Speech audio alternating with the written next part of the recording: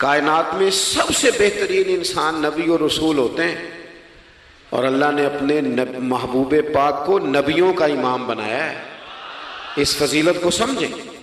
یہاں نا جو لوگ لاڈلا کہلاتا ہے نا کوئی بندہ کہ میں لاڈلا ہوں، ویسے یہاں لاڈلے بدلتے رہتے ہیں، کبھی کوئی لاڈلا ہوتا ہے کبھی کوئی لاڈلا ہوتا ہے، ویسے یہاں لاڈلے بدلتے ہیں، لیکن جو لاڈلا ہوتا ہے نا وہ بتاتا بھی ہے کہ میں لاڈلا ہوں۔ اور کسی کا بھی کوئی لاڈلا ہو جائے تو وہ ناز نخرے دکھاتا ہے، رسول کریم اور رب کے لاڈلے محبوب ہیں۔ لیکن جو بات میں نے آپ کی خدمت میں عرض کرنی ہے آپ اس پر توجہ کریں گے۔ حضور امام الانبیاء ہیں، اللہ کے محبوب ہیں، نبی پاک علیہ السلام کا پتھروں نے کلمہ پڑھا ہے، چاند حضور کے اشارے پر ڈوبتے ہوئے واپس لوٹ آیا ہے، سورج ڈوبتے ہوئے آ گیا ہے، چاند کے 2 ٹکڑے ہوئے ہیں، یہ ساری حضور کی شانیں۔ اللہ نے اپنے محبوب کو معراج عطا فرمائی ہے۔ لیکن ملت کے جوانوں، آپ کو پتہ ہے ہمارے نبی پاک کا سب سے پہلا تعارف کیا ہے؟ حضور کا سب سے پہلا تعارف یہ ہے کہ یہ صادق اور امین ہے، یہ سچ بولتے ہیں۔ حضور کے اسوہ نور کی پہلی بات جو لوگوں کے سامنے آئی تھی وہ یہ تھی کہ یہ صادق ہیں، یہ سچے ہیں، یہ جھوٹ نہیں کہتے۔ آپ کو پتہ ہے رسول پاک صلی اللہ علیہ وسلم سے پوچھا گیا تھا حضور مومن کنجوس ہوتا ہے؟ فرمایا کبھی ہو جاتا ہے۔ یا رسول اللہ مومن بزدل بھی ہوتا ہے؟ فرمایا کبھی ہو جاتا ہے۔ یا رسول اللہ مومن جھوٹ بولتا ہے؟ تو میرے کریم نے فرمایا نہیں، میرا مومن جھوٹ نہیں بولا کرتا۔ حضور کا جو پہلا تعارف ہے نا، یہ جو حضور کی 40 سالہ زندگی ہے نا، اسے نبی پاک علیہ السلام نے اپنی نبوت کی دلیل کے طور پر بیان فرمایا ہے۔ فرمایا فقط لبثت فیکم عمرا من قبلہ افلا تعقلون۔ محبوب آپ ان سے کہہ دے میں نے تمہارے بیچ وقت گزارا ہے، تمہیں عقل نہیں؟ کوئی میری طرح کا سچا دیکھا ہے تو دکھاؤ۔ آج میری ملت کا سب سے بڑا مسئلہ جھوٹ ہے، سب سے بڑا مسئلہ اعتماد نہیں۔ بیوی اپنے شوہر سے کہتی ہے کہ تو تھوڑے پیسے دے لیا کر، تھوڑے ایک جوڑے پہ میں گزارا کر لوں گی، میرے ساتھ سچ تو بول۔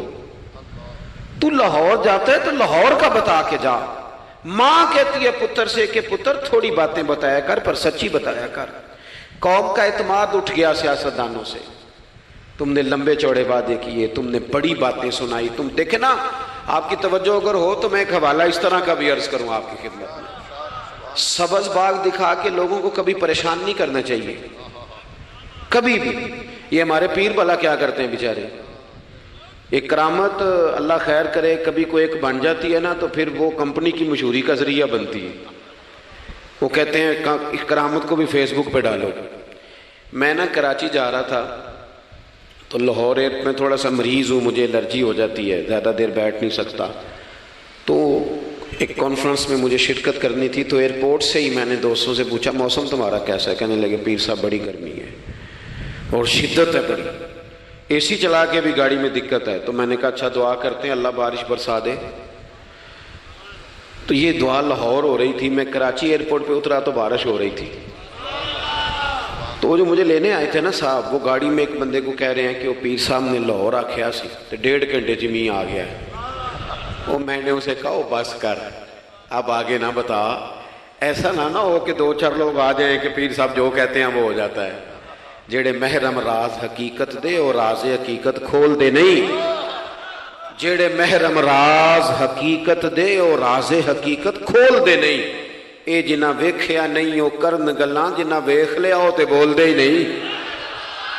اس لیے یہ اس طرح کرامتوں کو نا کمپنی کی مشہوری کا ذریعہ، ہمارے سیاستدان، ہمارے بڑے لیڈران وہ سبز باغ دکھا دیتے ہیں۔ آپ تھوڑی باتیں کریں، محدود کریں، مختصر کریں۔ دیکھیں اللہ کے محبوب علیہ السلام سے طائف والوں نے کہا تھا، جب حضور علیہ السلام نے دین کی تبلیغ کی تو سیرت میں یہ عنوان بھی ہمیں ملتا ہے، یا رسول اللہ صلی اللہ علیہ وسلم اگر آپ کو کل حکومت ملتی ہے تو ہمیں حصہ ملے گا؟ عرب کے لوگوں کا مزاج تھا نا، انہوں نے حضور سے کہا اگر کل کلاں حکومت ملتی ہے تو ہم شریک ہوں گے؟ تو حضور مسکرائے، اور میرے نبی پاک کو حکومت ملنے کا پاک کتنا زیادہ تھا کہ مکے سے ہجرت کر رہے ہیں، مدینہ شریف ابھی پہنچے نہیں، رستے میں سراقہ بن مالک سے کہہ رہے ہیں کسرا کے کنگن آئیں گے، یعنی حضور بتا رہے ہیں کہ سپر پاور بھی ساری یہاں آ جائے گی. حضور تو خندق والے دن ایک ہتھوڑا مارتے تھے تو فرماتے تھے روم فتح ہو گیا, دوسرا مارتے تھے تو کہتے تھے ایران فتح ہو گیا. یہ بخاری میں چیزیں آپ کو ملیں گی. حضور کو کامل یقین تھا کہ اذا جاء نصر اللہ والفتح, کامل یقین تھا کہ ان فتحنا لک فتحا مبینا, یہ ہوگا سارا کچھ. لیکن انہوں نے جب کہا نا ہمیں حصہ ملے گا تو حضور مسکرائے. فرمایا تم کہتے ہو حکومت تمہیں ملے گی, فرمایا بھائی سنو, حکومت اسے ملتی ہے جسے اللہ عطا کرتا ہے. بات ختم کر دی. سچ بولیں زندگی میں, سچی بات کریں. اللہ کے رسول صلی اللہ علیہ وسلم نے ہمیں پہلا سبق سچ کا دیا. اسے سادی تقریر نہ سمجھنا, یہ عنوان دین ہے. اپنی زندگی سے جھوٹ کو نکال دیں. آپ جو تھوڑی باتیں کر لیں پر جو کہیں اس پر کھڑا ہونا سیکھیں. اپنی زندگی کے اندر استقامت کا نور لائیں. جوانوں, کبھی بھی جھوٹ کی بنیاد پر رشتے نہ قائم کرنا. آتے ہیں رشتہ دیکھنے والے تو کوئی باتیں سناتے ہیں, ہمارے گھر والے ہو بیٹا تو ولی ہوتا ہے, کیا بات ہے. اور پھر بعد میں یہ حالت ہوتی ہے کہ اماں کہتی ہے میں آپ بڑا سمجھانی ہے, انہوں میری بھی نہیں سنتا. تو وہ رشتہ دیکھتے وقت تو آپ نے کہا تھا کہ بہت بڑا درویش ہے. آپ اور بچی والے بھی کچھ ایسے کام کرتے ہیں. رشتہ کرانے والے سے کہتے ہیں ہم نے کار بھی دینی ہے. کیوں آپ نے لالچ پیدا کیا؟ کیوں پہلے آپ نے خرابیاں کی؟ اپنی زندگی میں سچ بولیں, سچی بات کریں. کبھی بھی کوئی ایسا کام نہ کریں جس سے کہ لوگوں کی طبیعت ایسی ہو کہ لوگ سمجھیں کہ یہ لوگ تو غلط بیانی کے عادی ہیں.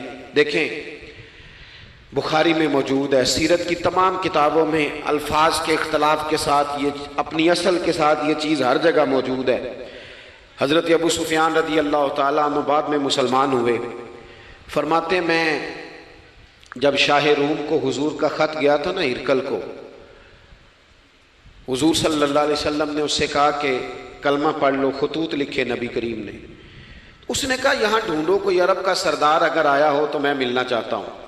ابو سفیان کہتے ہیں میں بغرض تجارت وہاں موجود تھا, مجھے لوگ پکڑ کے بادشاہ کے پاس لے گئے, میں کلمہ نہیں پڑھتا تھا. جب کوئی کسی کا مخالف ہوتا ہے تو اس نے کوئی کہانی بھی یاد کی ہوئی ہوتی ہے. ان لوگوں نے کہانی بھی یاد کی ہوئی تھی, معاذ اللہ جادوگر ہیں, شاعر ہیں, یہ کہانیاں بھی سناتے تھے. کہتے ہیں کہ مجھے وہ لے گئے, بادشاہ کے سامنے کھڑا کر دیا. اب بادشاہ نے سوالات پوچھے, میں کوئی حق میں نہیں تھا کہ میں حق میں باتیں کرتا, میں تو اس وقت تک کلمہ نہیں پڑھتا تھا اور جو کفار کہتے تھے وہ ساری باتیں میں نے کرنی تھی. کہتے ہیں بادشاہ نے اپنے دربار میں کھڑا کر کے سوال کیے, بڑے سوال پوچھے, بڑے میں نے جواب دیے, بڑے سوال پوچھے. یہ بھی پوچھا کہ ماننے والے ان کے غریب ہیں کہ امیر ہیں. میں نے کہا نہیں, ماڑے ماڑے بندے ہیں. میلاد کے جلوسوں میں بھی ماڑے ماڑے بندے ہی جاتے ہیں, ماڑے ماڑے ہیں, غریب لوگ ہیں. اس نے یہ بھی پوچھا کہ ماننے والے بڑھ رہے ہیں یا گھٹ رہے ہیں. میں نے سارے جواب دیے. او ملت کے جوانوں, خدا را میری بات سننا. ابو سفیان کہتے ہیں غیروں کا دربار, سوال کرنے والا بھی کلمہ نہیں پڑھتا, ابھی جواب دینے والا بھی کلمہ نہیں پڑھتا. اس نے مجھ سے کہا کہ آپ نے بتایا کہ آپ رشتے میں چچا ہوتے ہیں, یہ بتاؤ وہ جنہوں نے اعلان نبوت کیا ہے کیا کبھی انہوں نے جھوٹ بھی بولا ہے؟ آج لوگوں نے نام نہیں بدل دیا جھوٹ کا, کچھ نے بہانہ نام رکھ دیا جھوٹ کا, جی میں نے بہانہ کر دیا تھا. کچھ کہتے ہیں جی جی وہ تو میں نے تو بس ایسے ہی بات, وہ تو میں نے مذاق کیا تھا. جھوٹ کے نام نہیں بدل دیے لوگوں نے. ابو سفیان کہتے ہیں مجھ سے بادشاہ کھڑا کر کے پوچھنے لگا کیا کبھی انہوں نے جھوٹ بھی بولا ہے؟ ابو سفیان کہتے ہیں کہ لمحے کے لیے میرے دل میں آیا کہہ دوں کہ بولا ہے. پھر میں نے کہا ایک تو یہ عرب کی وفاداری کے خلاف ہے, اور دوسرا میں کہوں گا وہ جادوگر ہیں تو شاید کو ایک سیکنڈ کے لیے توجہ کرے, میں کہوں گا وہ شاعر ہیں شاید کو توجہ کرے, اور مدینے والے نے جھوٹ بولا یہ تو مانے گا ہی کوئی نہیں. سنو سنو, جن چیزوں کو معمولی سمجھ کے ہم نے رائج کیا وہ ہمارا وقار لے گئی. دنیا ہم پر اعتماد نہیں کرتی. ہم اس ملک میں بستے ہیں جہاں زلزلہ بھی آئے تو غیر ملکی امداد کرنا چاہیں تو وہ کہتے ہیں حکومتوں کے ہاتھ میں نہیں دیں گے, خود جائیں گے. ہمارا یہ حال ہو گیا ہے کہ قوم پر اعتماد اٹھ گیا دنیا کا. ہمیں پلٹنا ہے, ہم نے دیکھنا ہے ہمارا رویہ کیا ہے, ہمارا انداز کیا. تھوڑی کر لیں باتیں, کو ضروری ہے صبح شام بولنا, تھوڑے کر لیں وعدے. تھوڑے دعوے کر لیں کوئی ضروری ہے؟ سنو میرے عزیز، ابو سفیان کہتے ہیں کہ اس نے کہا کبھی جھوٹ بھی بولا ہے؟ میں سوچ میں پڑ گیا۔ بادشاہ نے پھر دوہرا کے کہا سردار چپ کر گئے ہو، میرے آخری سوال کا جواب دو، کیا کبھی اس کریم نے جھوٹ بولا ہے؟ ابو سفیان کہتے ہیں میرے ہاتھ میں چھڑی تھی، میں نے وہ زمین پر رکھی اور میں کھڑا ہو گیا، میں نے کہا سردار سن، وہ میرے رشتے میں بھتیجے ہیں، میری بڑی مخالفت ہے، میں نے ان کے خلاف جنگیں لڑی ہیں، کبھی وہ غالب آئے کبھی میں غالب آیا، آج تک میں لڑ رہا ہوں، لیکن میں ایک بات تمہیں ذمہ داری سے کہتا ہوں، میں غیر نہیں ہوں، وہ میرے بھتیجے ہیں، میں نے ان کو ماں کی گود میں بھی دیکھا ہے، دادا کے کندھوں پہ بھی دیکھا ہے، چچا کے گھر میں بھی دیکھا ہے، ختیجہ کا دولہا بنے بھی دیکھا ہے، زینب سے لے کر فاطمہ تک بیٹیوں کو گود میں کھیلتے بھی دیکھا ہے، میں نے انہیں بدر اور احد میں آتے بھی دیکھا ہے، میرے سامنے پیدا ہوئے اور میرے سامنے ان کے بالوں میں سفیدی آئی، مخالفت اپنی جگہ پر میں تمہیں یہ بات ذمہ داری سے بتاتا ہوں، اس محبوب کی زبان سے جو بھی نکلتا ہے حق اور سچ ہی نکلا کرتا ہے۔ وہ اسیر دشمن کی چاہ میں بھی، مخالفوں کی نگاہ میں بھی وہ امی ہے، صادق ہے، معتبر ہے، میرا پیغمبر عظیم تر ہے، میرا پیغمبر عظیم تر ہے، میرا پیغمبر عظیم تر ہے۔ ابو سفیان کہتے ہیں میں یہ لفظ کہے تو کتنے ہی لوگ دربار میں رو پڑے، ایک سناٹا چھا گیا، کوئی صحابی نہیں وہاں، کوئی نعرہ لگانے والا نہیں، کوئی اپنا نہیں، لوگ رو پڑے۔ کہتے ہیں بادشاہ نے چادر اٹھائی کندھے پہ رکھی، کچھ دیر سوچتا رہا، پھر وہ چل دیا۔ میں نے پیچھے سے آواز دی، میں نے کہا تو نے اتنے سوال پوچھے، میں نے اتنے جواب دیے، کوئی رزلٹ بھی تو بتانا کیا نکلا، نتیجہ کیا ہے؟ تو بادشاہ نے پلٹ کے میری طرف دیکھا، کہنے لگا سردار نتیجہ تو نکل آیا نا یار، جس بندے نے بندوں سے جھوٹ نہیں بولا وہ یہ جھوٹ کیوں بولے گا کہ میں اللہ کا رسول بن کے آیا؟ اس نے او میرے بھائی اپنی زندگی میں سچ لاؤ، خدا را ہمارے گھروں سے لے کر حکومت کے ایوانوں تک ضرورت سچ کی ہے، ضرورت سچ کی ہے۔ دوسری بات، اپنی زندگی میں دیانتدار ہو جائیں، چھوڑ دے سامنے والا کیا کر رہا ہے، میں اپنے اس ممبر سے دیانتدار ہوں کہ نہیں، یہ میں نے اللہ کو جواب دینا ہے، میں نے اتنی عزت سمیٹی ہے دین کے نام پہ سمیٹی ہے، میں نے اللہ کو جواب دینا ہے۔ ہم سارا دھیان دوسروں کا رکھنے لگ گئے۔ حضرت خواجہ نصیر الدین چراغ دہلوی رحمۃ اللہ علیہ سے بادشاہ نے آ کے وظیفہ پوچھا تھا، حضرت کو وظیفہ بتائے تو خواجہ صاحب فرمانے لگے اپنا کام دیانتداری سے کر، یہی سب سے بڑا وظیفہ ہے۔ اپنی زندگی میں دیانتداری، امانت داری، آپ اس طرح کے ہو جائیں کہ آپ جس طرح آپ سمجھے نا کہ یہ حرام جانور ہے تو میرے منہ میں جائے گا تو مجھے الٹی آئے گی۔ آپ کبھی دیکھیں نا کہ حرام گوشت کوئی آپ کو بتا دے، آپ دو لقمے آپ نے کھا بھی لیے، لطف آیا، تو کسی نے کان میں کہا یہ تو ذبح نہیں ہوا تھا، بیمار تھا، تو الٹی آ جاتی ہے کہ نہیں؟ بولو، کہہ آ جاتی ہے؟ انسان کا ذہن قبول کرتا ہے حرام کھانے کو؟ 2 کلو گوشت پہ الٹی آتی ہے تو 2 کروڑ روپے پہ کیوں نہیں آتی؟ ہمارے ایک دوست ہیں، یونیورسٹی کے لیکچرار ہیں، مجھے ایک دفعہ فرمانے لگے پیر صاحب عجیب بات ہے، ایک بندے کو نا کہیں جوتا پڑا مل گیا، بڑا قیمتی تھا پر ایک پیر تھا جوتے کا، ہماری دیانتداری کچھ اس طرح کی ہے، ایک پیر ملا، جوتا بڑا قیمتی تھا، مہنگا تھا، تو اس نے اس کا مالک ڈھونڈنا شروع، یہ کس کا ہے، یہ کس کا ہے، یہ کہ وہ شور کر رہا ہے، لیکن تھوڑا سا آگے جا کے جوتے کا دوسرا پیر مل گیا، پر اس نے مالک ڈھونڈنا بند کر دیا، اس کو اب اس کا دوسرا پاؤں مل گیا تو اب اس نے، یعنی کئی دیانتدار بڑے دیانتدار ہیں لیکن دوسروں کے معاملے میں، اپنے معاملے میں نہیں، اپنی زندگی میں انصاف کریں۔ میں مسجد میں جمعہ پڑھاتا ہوں، میں نے ایک دن اپنے ایک مدرسے کے طالب علم سے پوچھا، بیٹا جمعرات کو میں نے پوچھا، میں نے کہا صبح جمعہ میں تقریر کیا کرنی ہے؟ کہتے میں جو فیصلہ نہیں کیتا۔ میں کہا تو بڑا مولوی ہے نا، میں چھوٹا، میں تو جمعہ پڑھا کے شام میں فیصلہ کر لینا بھی اگلے جمعے کی بیان کرنا ہے۔ کیوں؟ میں چاہتا ہوں میں ممبر سے دیانتدار رہوں، میں ایک ہفتہ تیاری کروں، میں نے قوم کو اللہ رسول کا دین بتانا ہے، میرا یہ مقصد تو نہیں ہے کہ 1 گھنٹہ مجھے ملے تو میں نے کسی طریقے سے اسے پار کرنا ہے۔ آپ اپنے کام کے ساتھ ہمیشہ دیانت کا مظاہرہ کریں، اگر آپ دیانتدار ہو جائیں حضرت سعید بن عامر رضی اللہ تعالیٰ عنہ کو حضرت عمر نے کہا میں آپ کو ایک صوبے کا گورنر بنانا چاہتا ہوں، رو پڑے، فرمانے لگے اس قابل نہیں ہوں، آپ کہیں مجھے بھی آپ کہہ دیں کہ فلانا عہدہ ملتا ہے تو تیار ہے ساری دنیا ہی، کون انکاری ہے اس کام سے، سب تیار بیٹھے، لیکن روتے تھے لوگ کا جناب میں کہاں کر سکتا ہوں۔ حضرت عمر نے لگا دیا حمص کا گورنر۔ کچھ مہینوں کے بعد حضرت عمر تشریف لے گئے، جا کے پوچھا کہ کیسا ہے، تو پہلے تو ایک لسٹ منگوائی حضرت عمر نے، کچھ مال آیا ہے تو مختلف صوبوں میں بانٹنا ہے، غریبوں کی لسٹ لاؤ۔ ان کے صوبے کی لسٹ آئی تو تیسرا نام گورنر صاحب کا تھا۔ وہ کہا تمہارا گورنر مسکینوں غریبوں میں؟ کہنے لگے حضرت صاحب جو لسٹ بنانے والے تھے وہ کہنے لگے اب ان کے وجود پر جو کپڑے ہیں جگہ کوئی نہیں بچی، پیوند کہاں لگانے ہیں۔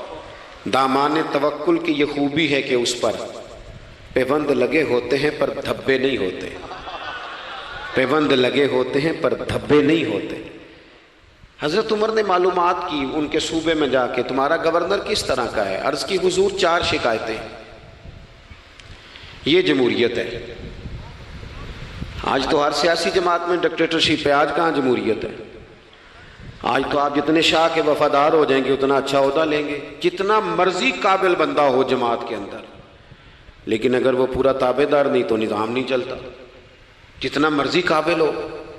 حضرت سعید بن عامر رضی اللہ تعالیٰ عنہ 4 شکایتیں، عام آدمی شکایتیں کر رہے ہیں۔ حضرت عمر نے کہا کون کون سی؟ انہوں نے کہا جی پہلی شکایت یہ ہے کہ ہمارے گورنر، توجہ ہے میرے بھائیوں کی، انہوں نے کہا جی پہلی شکایت یہ ہے کہ گورنر صاحب صرف دن کو ملتے ہیں، انہیں رات کو بھی لوگوں سے ملنا چاہیے۔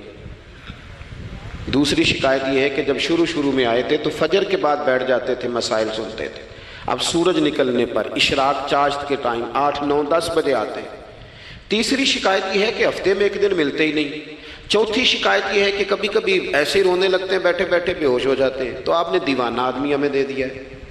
حضرت عمر فاروق رضی اللہ تعالیٰ عنہ نے حضرت سعید بن عامر کو مجمع میں پوچھا، جناب آپ پبلک کے نمائندے ہیں، آپ کو سوالوں کے جواب دینے چاہیے، بتلائیے نا۔ اور یہ پبلک کے نمائندے صرف سیاستدان نہیں ہوتے، پیر صاحبان بھی ہوتے ہیں، مسجد کا خطیب بھی ہوتا ہے۔ اگر حضرت عمر سے پوچھا جا سکتا ہے کرتا کہاں سے آیا تو پیر صاحب سے بھی تو پوچھا جا سکتا ہے نا، ان کو بھی جواب دینا چاہیے، ان کو بھی بتانا چاہیے، اس لیے کہ وہی تو دعویٰ کر رہے ہیں فقر بتانے کا۔ تو حضرت عمر نے 4 سوال کہا، سعید آپ کے ذمے 4 سوالوں کے جواب ہیں۔ تو حضرت سعید بن عامر نے گردن جھکائی، کہنے لگے پہلے ہی کہا تھا میں گورنری کے قابل نہیں۔ فرمایا اب تو بن گئے ہونا، جواب تو دینا ہے، حضور بتلائیے۔ فرمایا پہلا سوال آپ سے یہ ہے کہ یار لوگ کہتے ہیں رات کو کام پڑ جاتا ہے اور آپ ملتے نہیں۔ تو حضرت سعید بن عامر نے اپنی داڑھی پکڑ لی، عرض کی حضور یہ ساری سفید ہو گئی ہے، بڑھاپا ہے، دن مخلوق کے لیے رکھا ہے، رات اپنے رب کے لیے رکھی ہوئی ہے۔ اگر پھر بھی کسی کو شوق ہو تو سعید بن عامر جب بھی ملے گا مسجد میں ملے گا، ساری رات بارگاہ ربوبیت کی او سنگیو تھوڑا مسلح بھی یار مضبوط کر لو، تھوڑا سا نا، ہم نہ تھک گئے ہیں فون سن کے۔ بہت سارے لوگ ایسے ہیں جن کے وجود نہیں اتنی تھکے جتنے دماغ تھک گئے، کمنٹس پڑھ کے، کمنٹس دے کے، رائے دے کے، بڑے بڑے باصلاحیت لوگوں کے حافظے کمزور ہو گئے۔ خدا را اپنی صلاحیتوں کو زنگ لگا لو گے۔ یہ تو جتنے لوگ ہیں میڈیا چلانے والے، ان کو تو میڈیا چلانا ہے، اور اب تو پتہ نہیں کتنے چینل اور کتنے لوگ اور سوشل میڈیا پہ کتنے، اور ادھر کتنے تو ادھر کتنے۔ خدا را کچھ وقت اگر مسلح پہ ملے تو آپ یقین کریں روح تازہ ہو جاتی ہے۔ لمبی لمبی دعائیں مانگیں، اپنے رب کو اپنے دکھ سنائیں، رسول پاک کی بارگاہ میں یہ نذرانے پیش کریں، آپ محسوس کریں گے وجود طاقتور ہوگا۔ حضرت سعید بن عامر کہنے لگے رات مسلح پہ گزارتا ہوں۔ دوسرا سوال آپ سے یہ کرنا تھا کہ یہ لوگ کہتے ہیں کہ آپ پہلے فجر میں آ جاتے تھے، اب اشراق چاشت کے بعد 9 10 بجے نکلتے ہیں۔ تو حضرت سعید بن عامر نے گردن جھکائی، کہا یہ میرا راز تھا، میری پرائیویٹ بات تھی۔ کہا جناب اب تو لوگوں کا سوال ہے۔ تو آپ فرمانے لگے میرے گھر میں خادم کوئی نہیں، غریب آدمی، بیوی بیمار ہو گئی ہے، 35 سال اس وفادار عورت نے میری ڈیوٹی کی ہے، بیماری میں چھوڑ دوں تو وفاداری تو نہیں نا۔ सवेरे उठता हूँ, घर का काम करता हूँ, फिर बीवी के लिए नाश्ता बनाता हूँ, उसे खाना खिलाता हूँ, तैयारी करते आते देर हो जाती है। दूसरे सवाल पर लोग रो पड़े। कहा तीसरा एतराज़ आप पे ये है कि हफ्ते में एक दिन मिलते नहीं। तो हज़रत सईद बिन आमिर कहने लगे मैंने कहा था मेरा पर्दा ना खोला जाए, मैं बड़ा राज़ी हूँ रब की अताओं पे, मैं क्यों किसी के सामने अपना दुख बयान करूँ। गर्दन को झुका देता है खैरात का पत्थर, जहां में मांगने वालों के सर कभी ऊंचे नहीं होते। और गैरत है बड़ी चीज जहां ने तगोदो में पहनाती है ये फक्र को ताजे सरदारा। आप मौका दें जी, बड़ी मेहरबानी, छोड़ दें जी, थोड़ी 1 मिनट सिर्फ जी हमें दें, बोले नहीं प्यार से जी, नाराज नहीं होना, आप हमें मौका दें। बात भी अब तकरीबन करीब होने के करीब आई। कहा हजरत सैयदना सईद बिन आमिर रदी अल्लाह ताला अन्हु ने फरमाने लगे मैंने कहा था ये मेरा पर्दा है, ये ना सुनाया करें आप दुख लोगों को। ये गरीब कहते हैं मैं किसी अमीर के साथ लग जाऊंगा तो कुछ बन जाए, कुछ भी नहीं बनता, छोड़ दें आप। दुखड़े रब रसूल को सुनाओ, खैरात भी मिलेगी और इज्जत भी मिलेगी, वो देंगे और किसी को बताएंगे भी नहीं। हजरत सईद बिन आमिर रदी अल्लाह ताला अन्हु से तीसरा सवाल हुआ। कहा जनाब आप हफ्ते में एक दिन मिलते नहीं। तो फरमाने लगे मेरा राज था पर बता देता हूं, जोड़ा एक ही है मेरे पास, हफ्ते में एक दिन धो लेता हूं, फिर बीवी के कपड़े पहन के सारा दिन बैठा रहता हूं। अगर दूसरा जोड़ा हो तो ये काम न करूं। हजरत उमर रो पड़े। कहा जल्दी से चौथे सवाल का जवाब भी दे, कभी कभी रोते हो तो बेहोश हो जाते हो। वो फिर रो पड़े। अर्ज करने लगे हुजूर 40 साल की उम्र में कलमा पड़ा, मेरे सामने हजरत खुबैब को फांसी दी गई मक्के में। जब वो अपनी पिछली गलतियां याद आती हैं तो फिर रो पड़ता हूँ, याद माजी अजाब है या रब। मैं तकलीफ में आ जाता हूँ, सोचता हूँ अगर अल्लाह ने सवाल किया तो कैसे जवाब दूंगा, इसलिए बर्दाश्त नहीं होता तो रो पड़ता हूँ। चारों सवालों के जवाब दिए तो हज़रत सईद बिन आमिर कहने लगे अब आपने मुझसे सवालों के जवाब तो ले लिए, अब मेरी सज़ा का भी तो ऐलान करें ना, बताएं ना। तो हज़रत उमर ने हाथ उठाए और क्या लफ्ज़ कहे, कहे अल्लाह मेरे नबी की उम्मत को इस तरह के कुछ और लोग भी अता फरमा। देके हुजूर आखण मंगते दी खैर होवे, देके हुजूर आखण मंगते दी खैर होवे। मंगता कवे सखी दे, मंगता कवे सखी दे, बूहे दी खैर होवे।